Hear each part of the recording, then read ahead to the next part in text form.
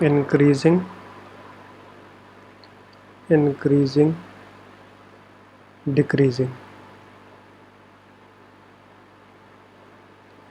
decreasing of a function.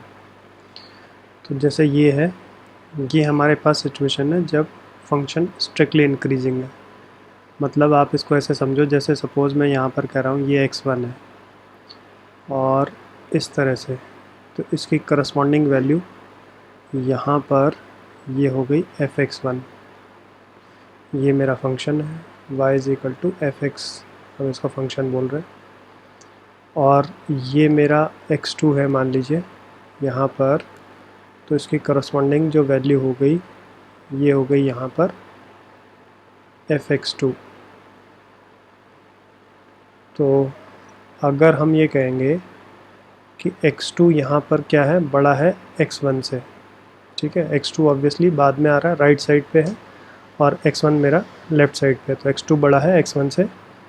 तो अगर x2 बड़ा है x1 से, देन fx2 जो है वो भी बड़ा होगा fx1 से, एंड वाइस वर्सा मतलब ऐसे भी कह सकते हैं कि और इफ़ x1 छोटा है x2 से, देन fx1 छोटा होगा fx2 से, ठीक है। ये सिचुएशन है स्ट्रिक्टली इंक्रीजिंग,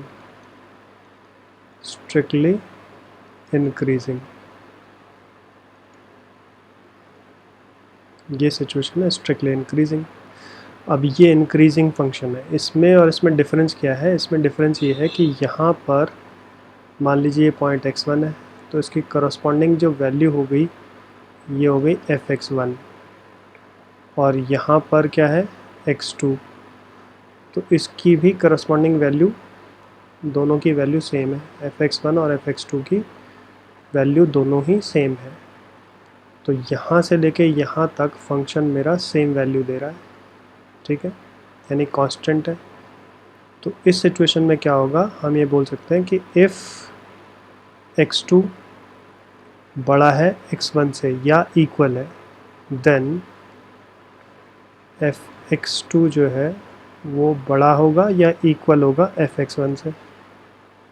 और इफ़ x1 छोटा है या इक्वल है x2 से, देन fx1 छोटा होगा या इक्वल होगा fx2 से। ये सिचुएशन है इंक्रीजिंग के लिए, ठीक है। हम यहाँ पे वर्ड स्ट्रिक्टली यूज़ नहीं कर रहे क्योंकि यहाँ इक्वल भी हो सकता है, ठीक है। अब आ जाओ डिक्रीजिंग, ये है स्ट्रिक्टली डिक्रीजिंग। तो इसमें समझो, जैसे सपोज़ मैं कह रहा हूँ ये है एक पॉइंट, यहाँ पर x1 है, तो इसकी वैल्यू यहाँ पर आ गई fx1, और ये वैल्यू है x2, और इसकी वैल्यू यहाँ पर आ गई fx2। अब इसमें क्या है, अगर हम ये कह रहे हैं कि x2 बड़ा है x1 से, ऑब्वियसली x2 राइट साइड पे है, तो x2 बड़ा है x1 से, तो x2 का जो वैल्यू आ रहा है fx2 वो छोटा है, देन fx2 छोटा है fx1 से, ठीक है। या फिर उल्टा कहो कि इफ़ x1 छोटा है x2 से, देन fx1 बड़ा है fx2 से, ठीक है। ये सिचुएशन है किसकी, स्ट्रिक्टली डिक्रीजिंग।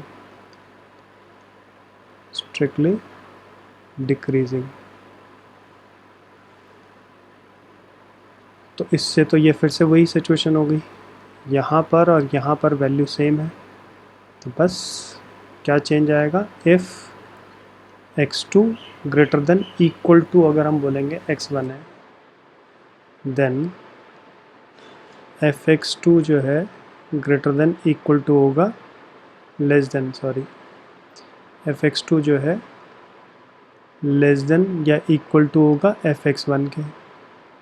या फिर इफ़ x1 स्मॉलर देन या इक्वल टू x2 के, then fx1 will be greater than या इक्वल टू fx2 के।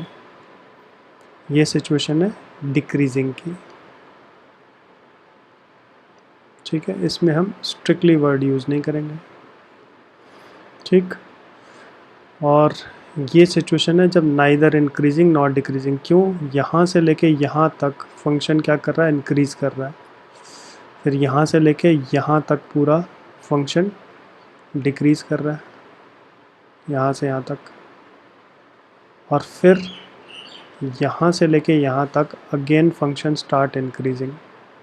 तो ओवरऑल हम बोलेंगे it is neither increasing nor decreasing, ठीक है। और फिर नेक्स्ट पॉइंट है increasing oblique decreasing using first derivative. तो इसमें क्या करते हैं, जैसे कि पहली बात increasing on close interval a b if f dash x is greater than 0, और दूसरा decreasing on close interval a b, decreasing होगा अगर एफ डैश एक्स जो है लेस देन 0, यानी अगर उसका डेरिवेटिव लेस देन 0 आ जाए इस इंटरवल में तो वो डिक्रीजिंग कहलाएगा, और ग्रेटर देन 0 आ रहा है तो वो इंक्रीजिंग कहलाएगा, ठीक है। एंड स्ट्रिक्टली इंक्रीजिंग डिक्रीजिंग होगा, स्ट्रिक्टली इंक्रीजिंग अगर ये इंटरवल क्लोज ना हो के ओपन होंगे। अगर ओपन इंटरवल बोल रहे हैं तो हम बोलेंगे strictly increasing F dash x greater than 0, और स्ट्रिक्टली डिक्रीजिंग